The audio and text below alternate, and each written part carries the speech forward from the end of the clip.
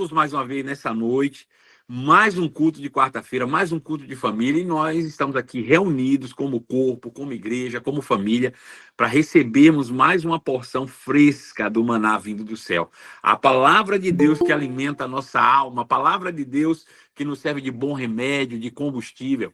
E nós, como família, vamos receber essa porção em volta da mesa, né? Hoje nós temos o privilégio também de celebrarmos a ceia do Senhor. Então, para você que talvez não tenha se preparado ainda, esse é o momento, dá tempo ainda, pega o suco de uva, pega um pedacinho de pão. Se não tem suco de uva, não tem problema, pega outro suco. Até se não tiver suco nenhum, você vai ceiar também, pega um pouquinho de água, pega um pedacinho de pão, um biscoito, e você vai participar conosco. No final dessa mensagem, nós vamos celebrar a ceia do Senhor. Esse é a primeira quarta-feira do mês de setembro, de um mês que nós cremos que Deus fará grandes coisas extraordinárias, realizações na vida de cada um de nós. Sabemos que nós somos predestinados para o sucesso, portanto, não podemos esperar nada menos do que isso vindo da parte do nosso Deus, que é bom e que a sua misericórdia dura para sempre. Eu quero saudar aí todos os novos amigos e irmãos que estão participando conosco e convidar vocês a divulgarem, né, o nosso culto aqui nas quartas-feiras. Você pode compartilhar o link, você pode enviar dentro dos seus grupos de família, pode enviar pelo seu perfil na internet. Bom, fique à vontade para divulgar, afinal de contas, o que nós estamos fazendo aqui é, de fato, manifestando o reino de Deus e cumprindo também, obviamente, os mandamentos do nosso Senhor Jesus Cristo, né? Para isso. Nós temos a cada quarta-feira crescido um pouco mais no conhecimento de Deus, do nosso Senhor Jesus Cristo, e o crescimento que vem por meio do conhecimento da palavra nos leva, né, à multiplicação de graça e à multiplicação de paz em nossas vidas, conforme falou o apóstolo Pedro, na sua segunda carta, capítulo 1, verso 3, ele diz que graça e paz nos são multiplicadas por meio do conhecimento de Deus e do nosso Senhor Jesus Cristo. Então, quando nós nos quedamos aqui para recebermos o conhecimento da palavra de Deus, para recebermos, de fato, a revelação da palavra por meio da pregação do evangelho, nós estamos, sim, multiplicando graça e paz nas nossas vidas. E quem não gostaria de ter graça e paz em suas próprias vidas sendo multiplicadas, né?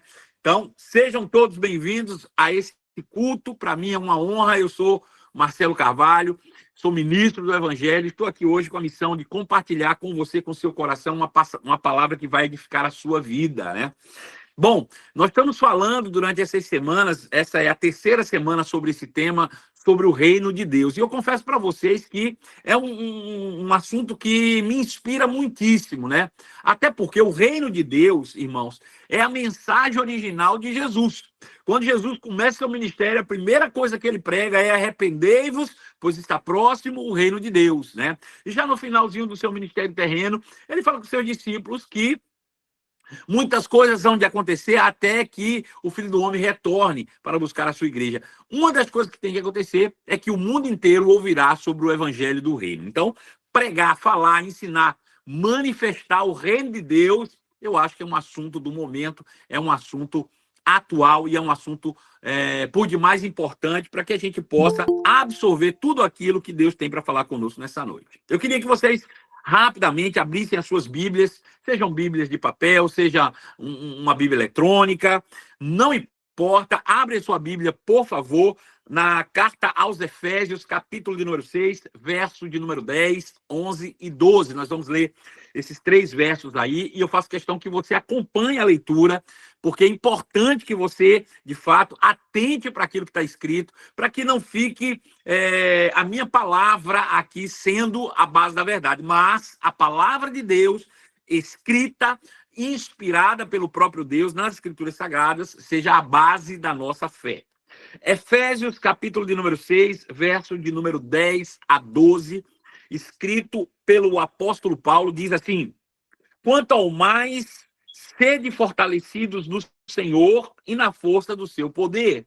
Revesti-vos de toda a armadura de Deus para poder ficar firmes contra as ciladas do diabo. Verso 12. Porque a nossa luta não é contra a carne e o sangue, e sim contra principados e potestades, contra os dominadores deste mundo tenebroso, contra as forças espirituais do mal nas regiões celestes.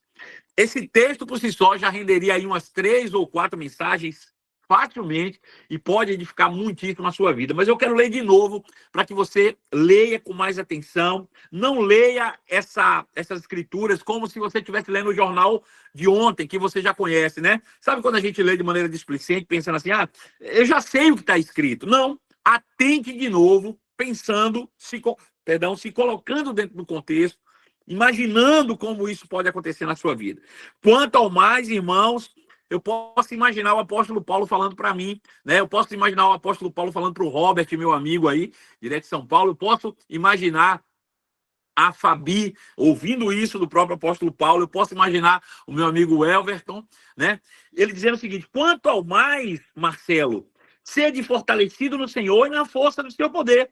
Revista-se, Marcelo, de toda a armadura de Deus, para que você possa ficar firme contra todas as ciladas do diabo. Porque a sua luta, Marcelo, não é contra sangue e carne, e sim contra os principados e potestades, contra os dominadores desse mundo tenebroso, contra as forças espirituais do mal nas regiões celestes. Isso é uma afirmativa. E eu quero ler, mais uma vez, só o último versículo, que é o versículo 12, para que a gente atente bem sobre isso aqui. Ele diz, porque a nossa luta não é contra sangue e a carne, e sim contra os principados e potestades, contra os dominadores desse mundo tenebroso, contra as forças espirituais do mal nas regiões celestes ou celestiais. Então, isso é uma afirmativa, uma sentença afirmativa do apóstolo Paulo. Ele não diz que se nós tivermos uma luta, ela será contra, né? Ele diz, a nossa luta não é contra carne e sangue. Ele afirma haver uma luta, uma batalha constante, e essa luta não é travada no âmbito natural, não é travada no âmbito físico, não é uma luta que é travada entre seres humanos. Essa é uma luta que é travada nas regiões celestiais. É uma luta, e essa luta é contra principados, potestades, contra todo o poder do mal, contra os dominadores desse mundo de trevas. Então, existe uma luta e nós sabemos exatamente quem é o nosso oponente nesse exato momento, fica claro para nós. Então, para que a gente comece e dê sequência, eu quero lhe convidar a orar mais uma vez, e dessa vez a oração, ela é objetiva, ela tem o objetivo de consagrar-nos ao Senhor e pedir que o Senhor possa iluminar os olhos do nosso entendimento para que a gente receba essa palavra como espiritual. Né? Então, coloca a mão sobre o seu coração, faz uma oração, pode ser a oração mais simples que você já fez, porém, eu peço para você que seja uma oração sincera. Feche seus olhos com convicção e diz, Pai, eu quero ouvir a tua voz, eu quero, de fato, ser tocado pelo teu Espírito, eu quero, de fato, ter uma experiência pessoal contigo, eu quero viver algo extraordinário nessa noite, para isso eu abro meu coração para ouvir, eu abro os olhos do meu coração, eu abro os ouvidos espirituais para receber a tua palavra como espírito e vida. Faz essa oração agora e nós vamos depois começar e avançar no conhecimento de Deus. Pai amado, eu quero te agradecer em nome de Jesus, em primeiro lugar, pelo privilégio de estarmos aqui reunidos como corpo, como igreja, como família, para recebermos, Senhor, da tua santa palavra. Eu te agradeço porque sou encontrado hoje na condição de semeador da tua palavra. Para isso, Pai, como sempre, eu me submeto completamente à unção do teu Espírito, eu me submeto à unção de conselho, à unção da profecia, para trazer respostas a cada oração feita com fé, para ir de encontro a cada coração sedento, a cada alma aflita, que chegou aqui nesta noite, que o Senhor possa, através da minha vida, trazer respostas a cada um deles, e que nenhum de nós aqui participantes, Senhor, seja despedido nessa noite de mãos vazias, ao contrário, manifeste-se a nós, Pai, manifeste-se aos meus irmãos, Pai, que todos eles tenham experiências poderosas, que a tua unção que é sobre a minha vida nesse momento seja compartilhada com eles também, que eles possam nesse momento, Pai, perceber claramente a presença divina, aonde quer que eles estejam agora, Pai, que eles desfrutem dessa presença tão gloriosa, Pai Santo, que o Senhor me envolve nesse momento. Pai Santo, eu quero tornar pública a minha total e completa dependência. O Senhor sabe que sozinho eu jamais conseguiria estar aqui, mas eu estou amparado pela tua graça. O Senhor é um Deus de misericórdia. O Senhor é um Deus cheio de graça. E, portanto, a tua graça através de mim é que é capaz, Senhor, de alcançar os corações nessa noite. Por isso, Senhor, eu me coloco completamente à disposição do ministério do Espírito Santo, para que ele possa, através da minha vida, manifestar, Senhor, o seu querer e a sua vontade no poder do nome de Jesus. E aqueles que creem comigo digam amém. Glória a Deus. Então, irmãos, Amém. nós temos falado durante esses dias sobre o reino de Deus, né? Um assunto tão importante, como eu falei, que foi, de fato, o primeiro assunto a ser abordado por Jesus. Quando Jesus começa o ministério terreno, a primeira mensagem que sai da sua boca é: arrependei-vos, pois está próximo o reino de Deus. Ou seja, Jesus diz: mude a sua forma de pensar. Passe por uma transformação mental, porque algo poderoso está surgindo. Algo novo está chegando que vai potencializar a sua vida para viver coisas inimagináveis. E essa palavra está ecoando até hoje. Eu digo a mesmo para você: abra seu coração e permita-se que o Espírito Santo toque na sua vida e deixe com que essa palavra, que é concernente às realidades do reino de Deus, possa potencializar você a viver acima de qualquer vida normal, de qualquer vida cotidiana, e muito acima de qualquer vida religiosa, né? Então, nós sabemos que na última semana eu falei muito sobre como nós vivemos em constante batalha interior, né? Somos confrontados todos os dias, e esses confrontos geram em nós muitos sentimentos e sensações. Então, somos confrontados de que maneira? De todas as formas, desde que nós acordamos até a hora que vamos dormir. E de onde surgem esses confrontos? Por que somos confrontados?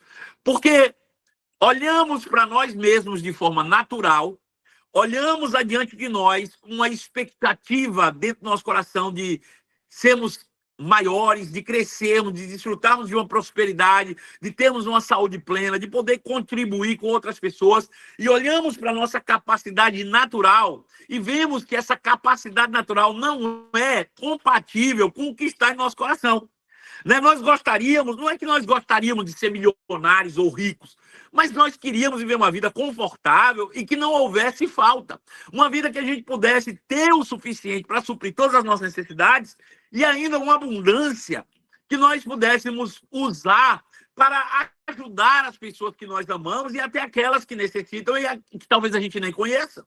Né? Não é que a gente queria dominar toda a ciência, não, mas a gente queria, de alguma forma, ter controle sobre a vida bio, de maneira que a gente não viesse a adoecer ou pudesse tirar aquelas pessoas que nós amamos de condições de sofrimento causadas por doenças ou enfermidades. Então, somos confrontados com isso todos os dias. Acordamos pela manhã e normalmente pensamos: pois, será que eu vou dar conta? Será que esse dia vai ser produtivo? Será que eu vou ter condição financeira de arcar com os meus compromissos? E, enfim, são inúmeros os confrontos que nós recebemos de forma diária, né?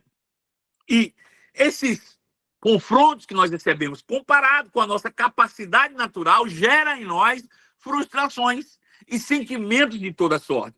Gera medo, gera insegurança, gera incerteza, gera, enfim, um monte de sentimentos que nos paralisam e só visa nos aprisionar, né? Nós estamos nos Estados Unidos hoje e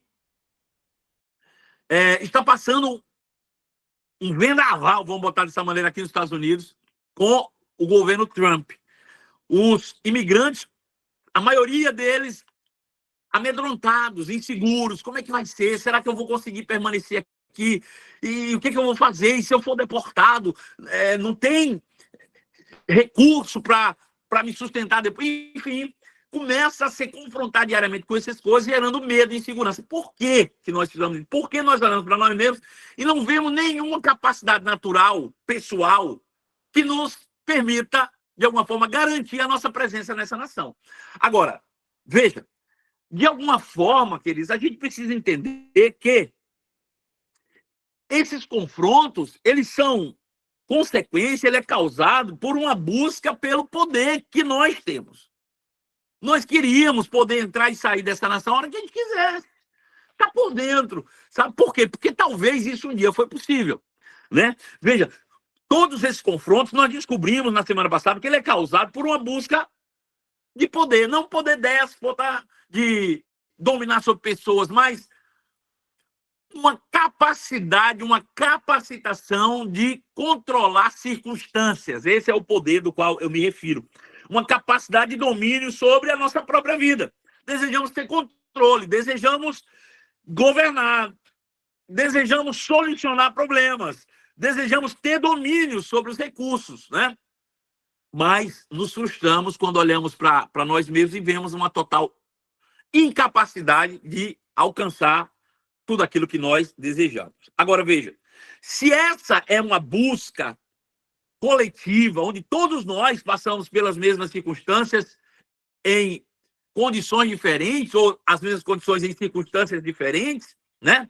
Talvez você seja confrontado, está aqui nos Estados Unidos, pela questão da permanência ou não permanência. Mas talvez quem está no Brasil está sendo confrontado como vai ser o meu futuro. E se o governo não mudar, e se o governo mudar, e o outro está sendo confrontado por questões financeiras, e o outro talvez sendo confrontado por questões físicas, na saúde pessoal, particular, enfim. Todo ser humano está sendo confrontado, olha para dentro de si mesmo, vê que por dentro parece que nós deveríamos ter esse poder para realizar os problemas, para solucionar essas questões, mas não vemos naturalmente respostas para isso. E o que nós fazemos então? Começa a gerar essa frustração. E eu estava falando, se isso é uma busca coletiva, se todos os seres humanos desejam a mesma coisa, se todos os seres humanos gostariam de ter esse controle sobre as circunstâncias da vida, o fato é que esse desejo coletivo, ele é resultado também de uma perda coletiva. De uma perda coletiva, né? O que nós buscamos, de fato, é aquilo que um dia nos foi tirado. Sabe, quando eu olho para os seres humanos hoje, com a capacidade tecnológica de desenvolver tantas coisas, como a própria tecnologia de estarmos aqui agora, eu estou a quase 8.000 quilômetros de distância do Brasil, mas estamos conectados e você está em tempo real ouvindo a minha voz, vendo a minha face, né? Podendo receber uma palavra por meio de uma tecnologia.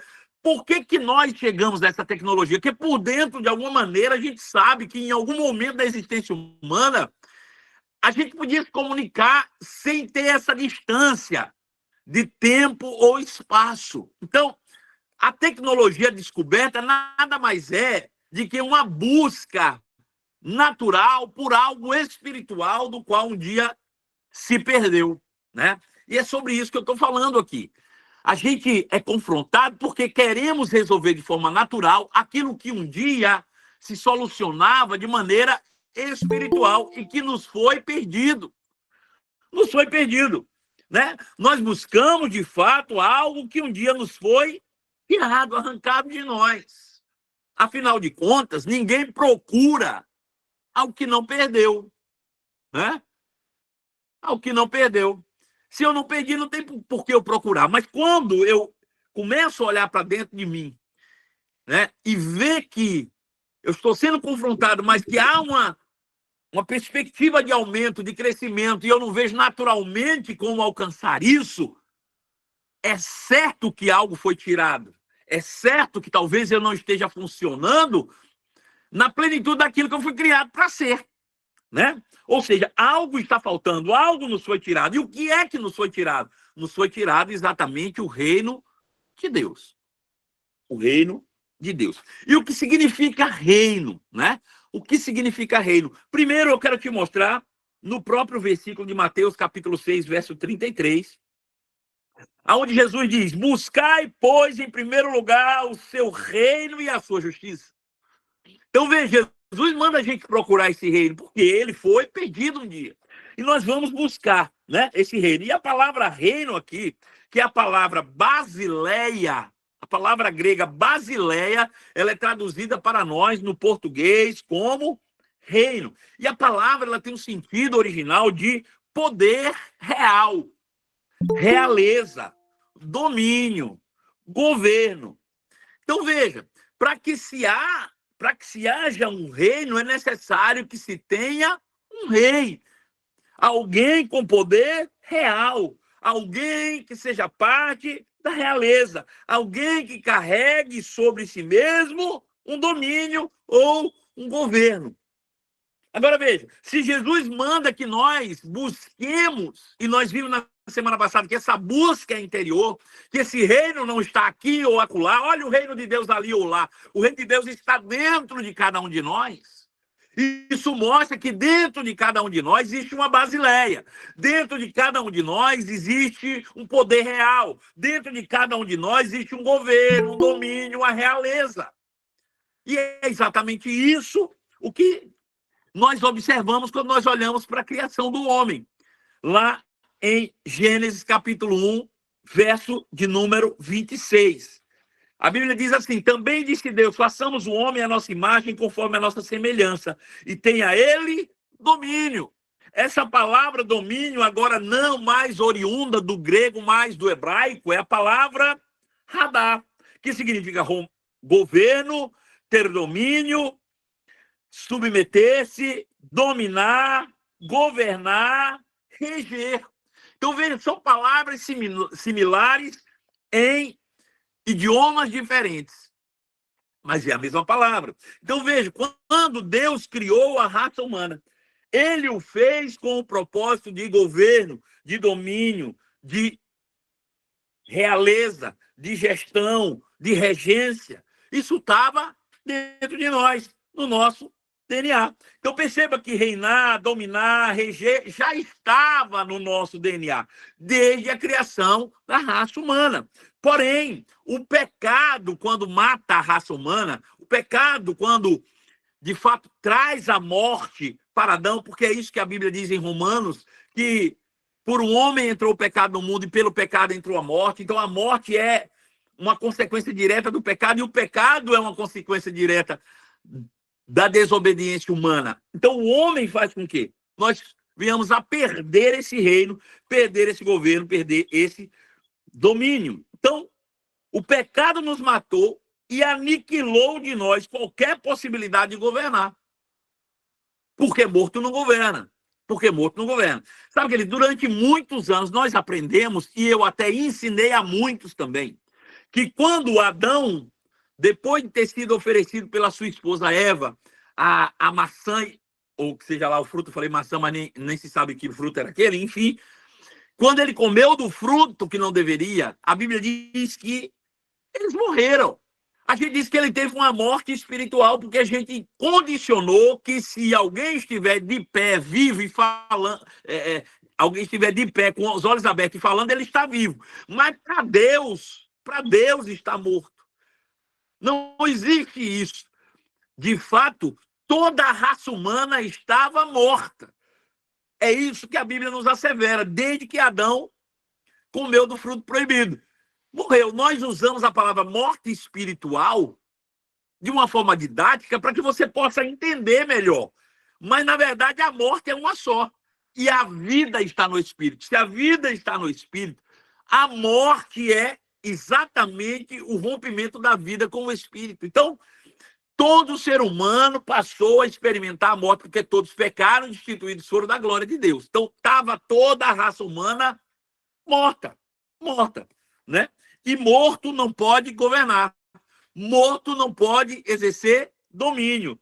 Morto não pode exercer governo, né?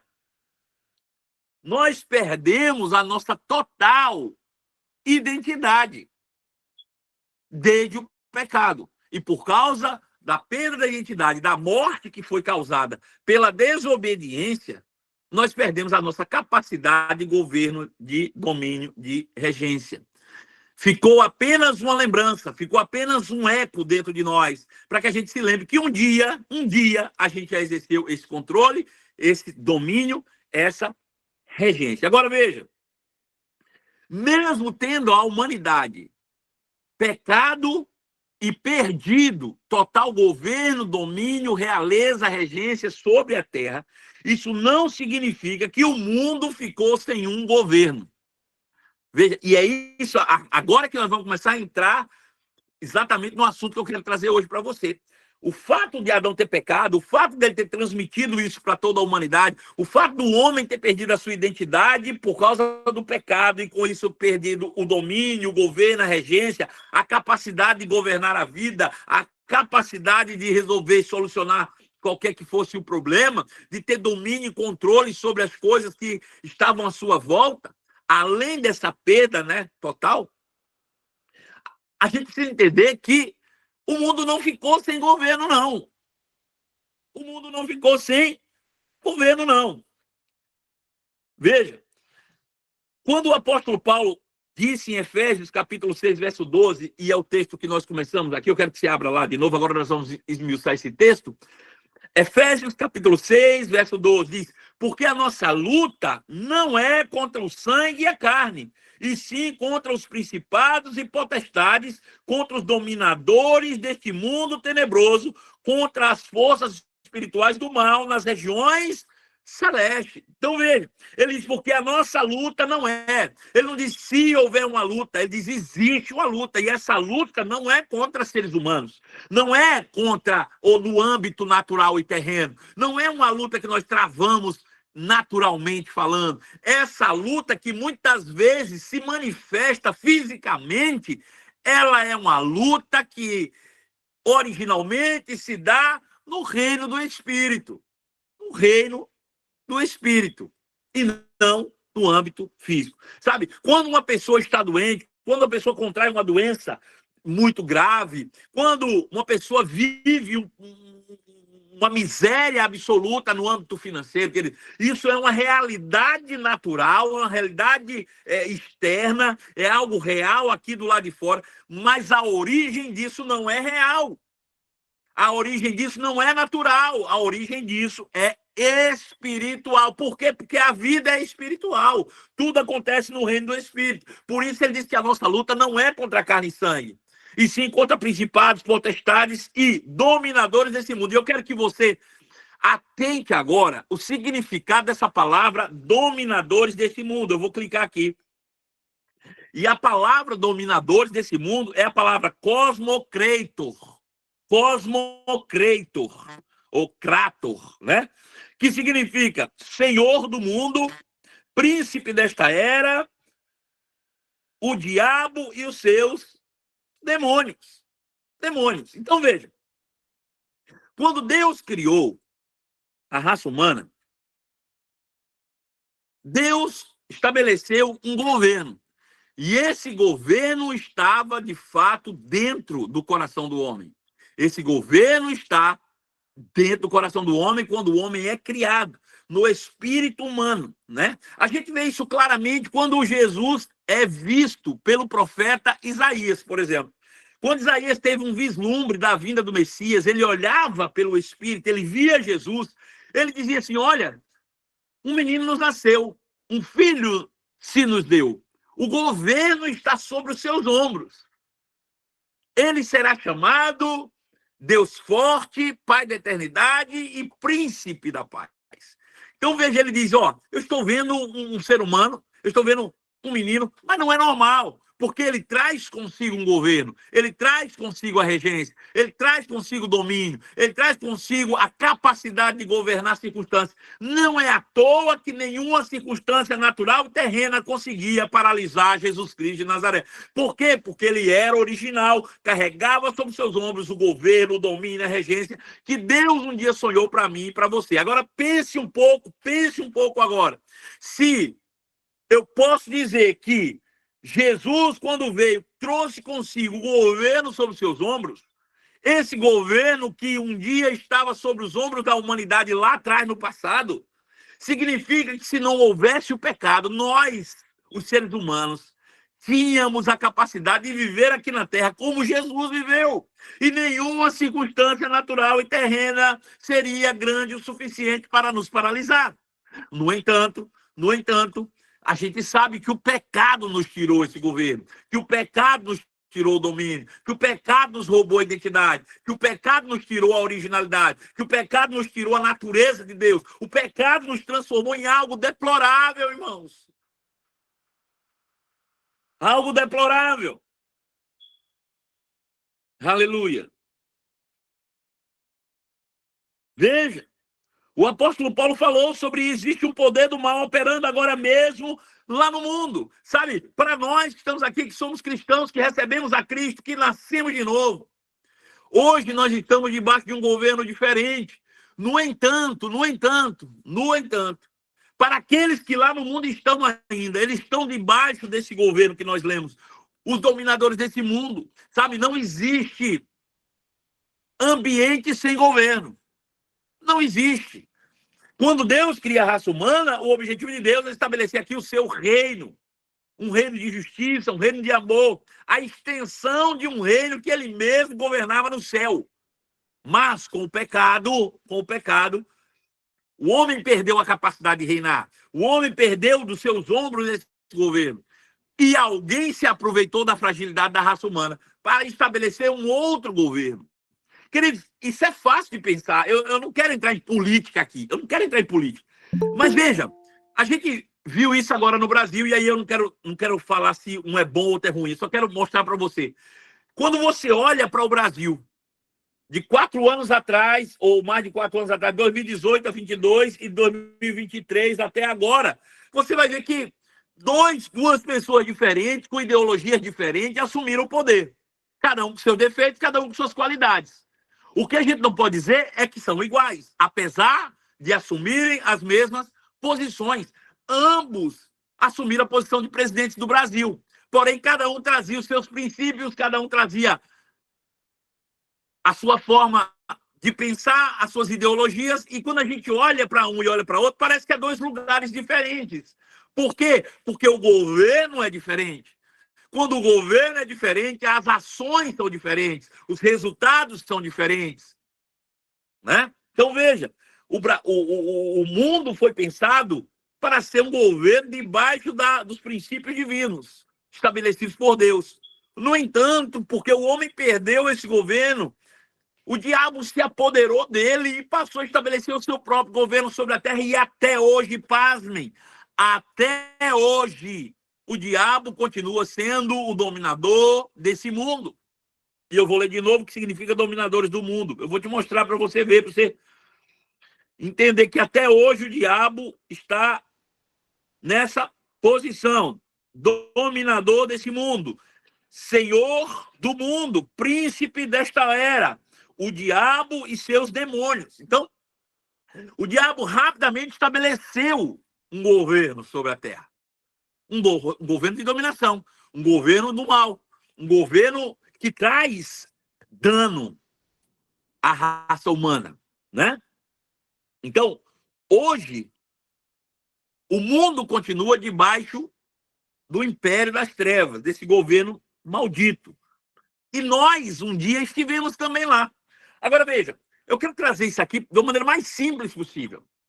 Porque quando a gente fala sobre o poder das trevas, quando a gente fala sobre dominadores desse mundo de trevas, a gente é tendencioso a levar nossa mente, a viajar nos nossos pensamentos na mitologia, de imaginar demônios como seres mitológicos de chifre, de cara pintada de vermelho, de rabo, e os demônios pequenininhos, assim, malfeiosos, e arrastando brasa e botando fogo.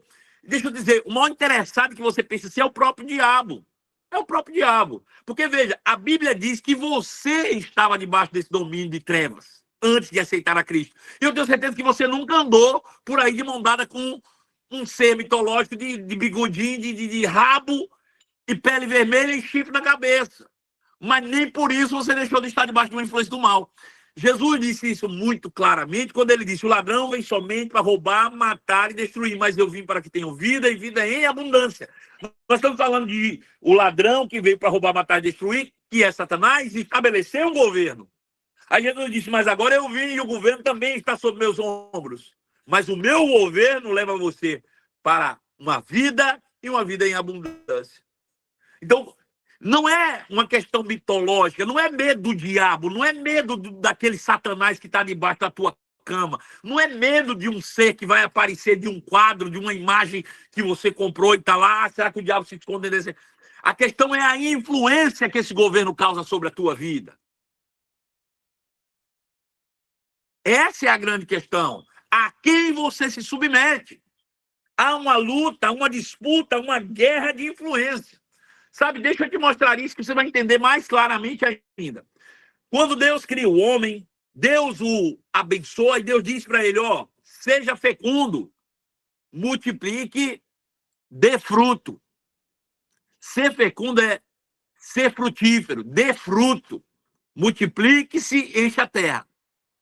Essa foi uma instrução clara de Deus. Agora veja, se Deus não desse instrução nenhuma a Adão, Adão ficaria assim, ó. Mas Deus falou com ele, eu te abençoo, sede frutífero, dei frutos, multiplicai-vos, enche a terra. Agora veja, quando ele sai dali, o diabo confronta dizendo, ei, foi isso mesmo que Deus disse? O que é isso? Um confronto. Um confronto. Foi isso mesmo que Deus disse? E aí, no meio daquela conversa, o diabo solta. É mentira de Deus. Você precisa comer o fruto, não dar fruto. Você não tem que dar nada, você tem que consumir. Veja, é uma ação inverso ao que Deus havia ordenado. Agora, eu quero que você pare para pensar que, nesse momento, não houve nenhum tipo de coação, só influência, é jogo de influência. Deus não botou um cadeado na boca de Adão para ele não comer do fruto, e nem o diabo botou uma faca no pescoço dele dizendo, você vai ter que comer. Apenas palavras foram ditas. Deus disse, faça isso. O diabo disse, não faça, porque é mentira de Deus. Agora, você acha que mudou? Não. Então, veja, se o mundo está debaixo do poder, do mal, desses dominadores, quais são as armas que o diabo utiliza para poder dominar o mundo? Para poder levar as pessoas ao roubo, morte e destruição? A palavra, queridos. Aquilo que se ouve, aquilo que entra pelos seus ouvidos, aquilo que entra pelos seus olhos, aquilo que entra pela sua boca. Porque cá entre nós, talvez a gente ache que palavras é só o que entra pelo ouvido. Mas quando você prova alguma coisa com a boca, por mais que você não esteja ouvindo, mas ele está te falando com sentidos.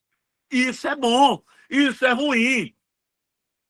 Quando você toca em algo, mesmo que você não esteja ouvindo nada, aquele toque te fala alguma coisa. Quando você está vendo, você abre o seu celular, ninguém está olhando para você, você está vendo coisas ali, você não está falando uma palavra, ninguém está falando nada, você baixou o som para ninguém ouvir, mas você está vendo aquilo, está formando palavras na sua mente, você está gerando palavras. Então, veja, os seus sentidos são abstraídos pelo mal, para serem utilizados como porta de entrada das palavras que o diabo tem para influenciar a tua vida. Sabe, quando ouvimos uma música sobre bebida, a tendência é você querer beber. Quando você vê uma música sobre traição, a tendência é você querer trair. Então é assim que o diabo trabalha. É através da influência, é uma luta, é uma disputa pela influência. Pela influência. Então veja, o mundo está debaixo desse governo do mal. Esse governo do mal usa dos sentidos naturais, formando palavras que vão confrontar a verdade da palavra de Deus, né? E todos nós um dia estávamos lá também, fazendo aquilo que agradava ao diabo. Mas hoje, queridos, é isso que eu quero frisar com você. Hoje nós estamos debaixo de um novo governo, de um novo domínio, de uma nova realidade, que é a realidade do reino de Deus. É por isso que Jesus disse, ei, quando você está preocupado com algo, é porque você olha para as suas contas e olha para o seu saldo bancário e aquilo está falando algo para você. Deixa eu te dizer uma coisa, querido, pelo amor de Jesus Cristo. A Bíblia diz que um dia Jesus ia passando para Jerusalém e ele passou diante de uma figueira. A Bíblia diz que ele teve fome e olhou aquela figueira e disse, eu vou lá comer um fruto. Por quê? Porque Deus disse na sua palavra, no Gênesis, no primeiro livro da Bíblia, que toda árvore que dá fruto, ela serviria para alimento. Agora veja, se o Filho de Deus está com fome, aonde é que ele vai buscar alimento? Naquela árvore que Deus disse que daria alimento. E aí ele chega para aquela árvore e a árvore diz, não, não tenho fruto para você. Não, a árvore não falou nada. As circunstâncias falam. É como se aquela árvore estivesse desafiando o que Jesus recebeu de conhecimento da palavra. Ele está sendo confrontado com as circunstâncias. Veja, ele está com fome, ele está diante de alguém que pode matar a sua fome. E ele diz, eu quero matar a minha fome. E aquela circunstância diz, não, é mentira de Deus. Não, mas Deus falou que toda árvore que dá fruto mataria a minha fome. Não, é mentira de Deus.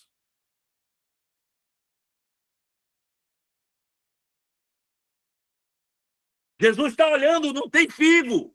Agora veja, essas palavras não saíram, não entraram nos ouvidos naturais de Jesus, entraram pelos olhos. Entraram pelo tato, ele procurando ali os... Mas entrou uma palavra do diabo dizendo, não tem nada que você possa fazer para solucionar o seu problema. Então, ele não ficou à mercê daquela circunstância, ele olhou e disse, ok, então também ninguém mais comerá fruto de ti. Ele não se calou, por quê? Porque ele tinha governo, porque ele tinha domínio. Então, se não serve para propósito, não serve para viver. Aleluia. Aleluia. Jesus, então, diz, olha, não fique preocupado com o que há de comer. Ou seja, quando você olha para o seu armário, para a sua geladeira e não tem nada, e você não tem recursos naturais, essa geladeira está te falando algo. E o que você vai fazer? Vai se curvar às circunstâncias e dizer, não, então, peraí, eu vou ter que me virar agora, vender o que eu tenho para poder comer. Jesus diz, sabe o quê? Não fique preocupado. Jesus inspirou a Paulo a dizer, não ande ansioso por coisa alguma. Antes, seja conhecido diante de Deus as vossas petições, pela oração, pela súplica e com ações de graça. Então é isso que nós devemos fazer e reagir a essas circunstâncias. Jesus disse, não andeis ansiosos, quanto quer ver de comer, quanto quer ver de beber, quanto quer ver de vestir. Faça o seguinte, busque o reino de Deus. Prioritariamente, olhe para dentro de si e descubra o poder que Deus lhe deu, que Deus capacitou você para resolver esses problemas. Existe um poder real dentro de nós que tem que ser descoberto. Eu preciso acreditar nessa verdade. Aleluia. Aleluia. Aleluia. Então hoje nós estamos debaixo desse novo domínio, desse novo governo, no reino de Deus. Então quando as circunstâncias se levantam, trazendo as suas informações, seja por meio do que eu ouço, seja por meio do que eu vejo, seja por meio do que eu provo, seja por meio do que eu toco, são sentidos, criando palavras que me confrontam com a palavra de Deus. Porque a palavra de Deus diz que Jesus veio para mim, para que eu tenha vida e vida em abundância. Mas o que eu estou olhando está me dizendo que não está abundante. O que eu estou ouvindo está me dizendo que não está abundante. O que eu estou tocando, eu estou vendo que não está abundante. Está me confrontando. Aleluia. Sabe, queridos? Veja Colossenses capítulo 1, verso 13, por favor. Colossenses 1, 13.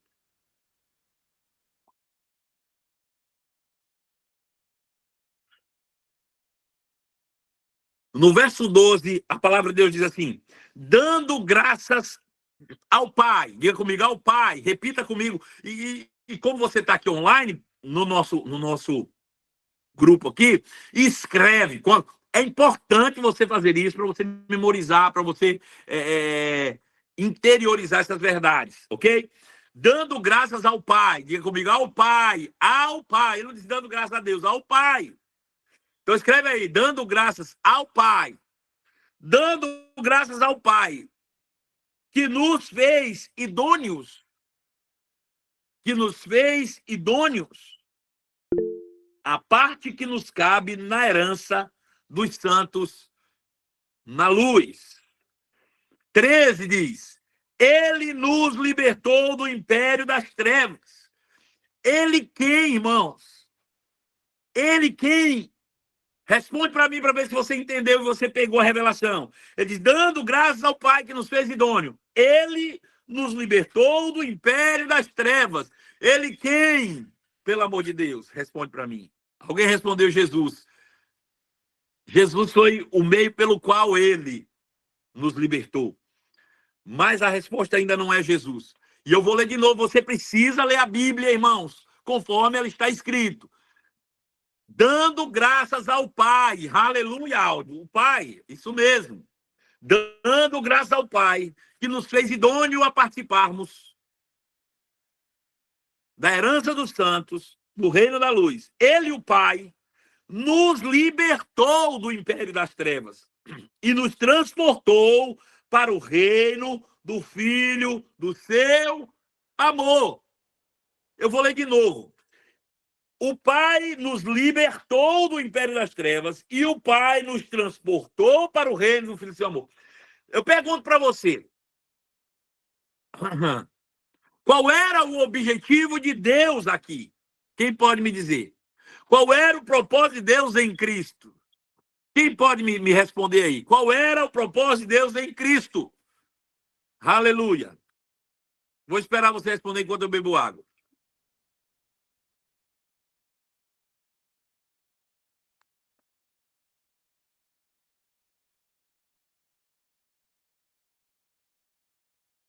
Aleluia. Alguém vai escrever aí? Nos trazer de volta ao reino. Exatamente, sabe?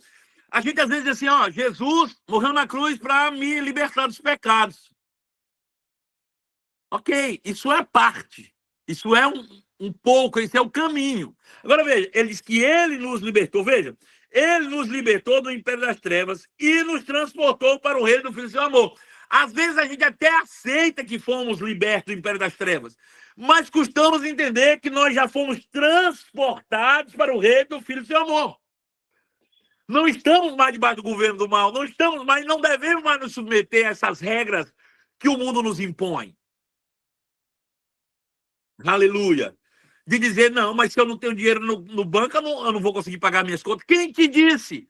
Jesus estava no deserto com 15 mil pessoas, tinha 5 pão e 2 peixes. Com 5 pão e 2 peixes, segundo o império das trevas, não se alimenta uma multidão. Mas Jesus não estava debaixo do império das trevas. Ele estava amparado pelo reino de Deus. Logo, ele levantou o pão, deu graças e disse, alimente-os. E foram alimentadas as 15 mil pessoas.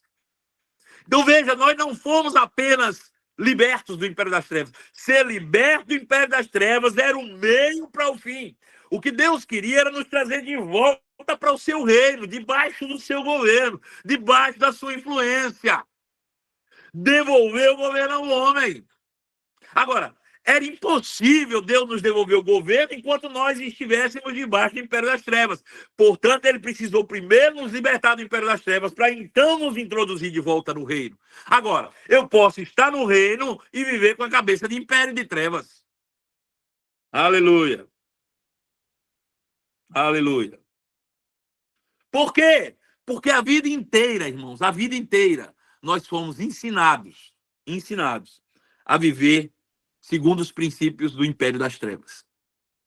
E mais uma vez eu digo, quando eu digo que você foi ensinado a viver segundo os princípios do império das trevas, eu não quero que você pense que você foi ensinado a viver em religiões de matriz africana, que você foi ensinado a viver. Eu não quero que você pense nada disso, porque não tem nada a ver uma coisa com a outra. Ah, não, eu fui ensinado a viver, eu não fui ensinado a viver porque eu nunca vi demônio. Não, irmãos, esquece o misticismo, esquece a mitologia e para pensar um pouco. Veja, nós fomos ensinados segundo os princípios do império das trevas. Que princípios são esses? Tudo que diz contrário àquilo que a palavra de Deus diz. Veja, então se a palavra de Deus diz, ame o seu próximo, e eu não amo o próximo, não amar o próximo é estar debaixo do império ou princípios estabelecidos pelo império das trevas. Sabe? Se a palavra de Deus, que é a manifestação, a carta magna do seu reino, diz que nós, para prosperarmos, precisamos ser generosos, o princípio contrário a isso do império das trevas é dizer que você precisa ser avarento, você não pode dar nada para ninguém, você tem que guardar tudo. E nós fomos ensinados assim. Nós fomos ensinados a tirar vantagem de todas as coisas. A gente foi ensinado a só fazer alguma coisa se receber outra em troca. A gente foi ensinado desde criança a viver segundo os princípios do império das trevas. Por ignorância, claro, nossos pais, nossos preceptores, mas o fato é que nós fomos moldados a esses princípios do império das trevas. É por isso que o salmista, no Salmo número 1, ele diz assim, quer ser feliz? Feliz é o homem que não anda segundo o conselho dos ímpios. O que ele quer dizer? Feliz é o homem, a felicidade está ligada a você não andar segundo os princípios do império das trevas. Porque ímpio está ligado ao império de trevas. Agora, quer ser feliz? Tenha prazer na lei do Senhor. E nessa lei você deve meditar de dia e de noite. O que é a lei do Senhor? Os princípios do reino de Deus. Paulo diz, em Romanos capítulo 12, verso 2, não se amolde aos padrões desse mundo. Quais são os padrões desse mundo? Os princípios do império das trevas. Ele diz, transformai-vos pela renovação da vossa mente pela palavra. Ou seja, coloque o reino de Deus para dentro de você. Por meio do conhecimento da palavra. Então, hoje nós precisamos, mais do que urgente, renovar a nossa mente. reconhecer os princípios errados que nós abraçamos durante a nossa vida inteira, abdicar, abrir mão de tais princípios e abraçar com toda a convicção os princípios que são do reino de Deus. Porque quando isso acontece, irmãos, agora eu passo a ter governo. E aí, queridos, o milagre acontece. E aí, eu não tenho mais medo. E aí, por mais que eu esteja em uma terra estrangeira, segundo a minha nacionalidade terrena, segundo a minha nacionalidade celestial, eu estou na casa de papai. Não importa se eu estou nos Estados Unidos, se eu estou na Venezuela, se eu estou na África, se eu estou... Aonde quer que eu esteja, eu estou carregando o reino de Deus. Eu sou um embaixador do reino e os céus me respaldam. E os céus guardam a minha vida. E os céus me protegem. E os céus vai me respaldar. Queridos, eu quero que você tente se lembrar de algumas passagens do Evangelho. Que quando Jesus era confrontado muitas vezes, as pessoas tentavam matá-lo. A Bíblia diz, e eles saíram para matar. E a Bíblia diz que ele saía e eles não viam para onde ele foi. Por quê? Porque ele era guardado, ele era protegido pelo reino de Deus, ou pelos princípios que regem o reino de Deus e não os princípios do mundo. Então, a gente precisa entender. De fato, quando nós nascemos, quando crianças ainda, como nascemos de Deus e depois morremos quando cometemos o primeiro pecado, nós nascemos com esses princípios do reino de Deus tatuados dentro de nós. Mas à medida que vamos crescendo, esses princípios são sufocados e suplantados pelo ensino do império das trevas. É por isso que a gente precisa voltar à origem. É por isso que a gente precisa entender tudo do começo. É por isso que no nosso próximo culto, eu vou fazer questão da gente começar para você entender o que estava na cabeça do nosso Criador antes de criar a raça humana. Porque lá estavam todos os princípios. Se nós conhecermos a mente do Senhor, se nós conhecermos os pensamentos de Deus, nós vamos moldar a nossa mente a esses pensamentos. E nós vamos pensar como Deus pensa e nós vamos ter os resultados que Deus teria se ele estivesse aqui vivendo em nosso lugar. É por isso que o apóstolo Paulo era ousado em repetir, não mais vivo eu, mas Cristo vive através de mim. Que Deus possa iluminar a sua vida, a sua mente. Eu quero ressaltar que no final dessa reunião, o nosso querido Gabriel, profeta do Senhor, ele vai editar essa reunião, editar essa live e vai subir no nosso canal do YouTube para que você possa ouvir de novo e ouvir de novo. Eu sei que são muitas informações e é de fundamental importância você ouvir mais de uma vez para que esses princípios fiquem estabelecidos dentro de você. Não abra mão de ouvir essas verdades, não abra mão, porque o seu futuro depende de todos esses princípios serem estabelecidos na sua vida. Eu quero ressaltar para você que Deus tem o melhor para a sua vida, em todas as áreas que você possa imaginar. E quando você entender isso, nada vai tirar a sua paz, nada vai tirar você do sério, nada vai preocupar você, sabe? Quando você entende o reino de Deus, quando você entende a sua identidade, quando você entende o seu propósito, que você está nessa terra para manifestar quem Deus é, talvez você vai chegar no seu trabalho e chega lá, vai receber uma carta de demissão, né? Eu não estou aqui profetizando coisa ruim para você, mas se acontecer, você vai olhar e vai dizer, pai, eu não sei exatamente por que isso aconteceu, eu não fiz nada para que isso acontecesse, porque eu estou vivendo segundo os princípios do reino de Deus. Minha vida é ilibada, eu estou vivendo segundo a justiça, nada fiz, mas isso chegou para mim. Então, eu confio em ti, que o Senhor vai abrir uma porta ainda melhor, ou que o Senhor tem outras pessoas a quem eu possa alcançar com a minha vida. E aí você não vai ficar desesperado. Por quê? Porque a sua fonte de sustento é Deus e não o seu trabalho. Em nome de Jesus. Amém?